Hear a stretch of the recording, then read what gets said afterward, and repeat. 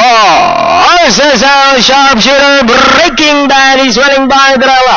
It's now sharpshooter Breaking Bad. Watershed in third, cuts Regal Santinos best humble submission. And Miss Dainty is the early trailer. Sharpshooter by about 2 lengths. Watershed now moving up on the outside to take second. Breaking Bad in third. Cuts Regal in fourth. Santinos best humble submission. And a long way back to Miss Dainty. Sharpshooter by about half palanga. Watershed giving a little pressure on the outside.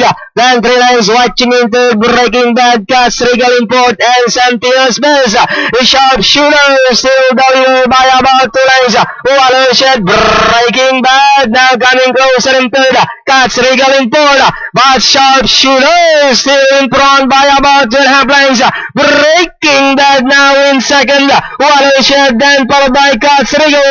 The sharpshooter still down by a length. Breaking Bad now in second, cuts Regal in third.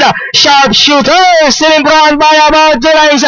Breaking Bad still in second, cuts Regal. Sharpshooter Breaking Bad, cuts Regal.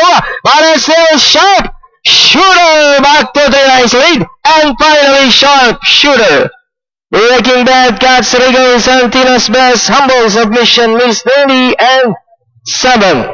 Watershed. Yan nga po ang ating outstanding favorite para dito sa ating race number 5, Sharpshooter. Banderang tapos po para dito sa ating race number 5. Segundo, numero 4, Breaking Bad. Tercero dumating, numero 1, Cuts Regal.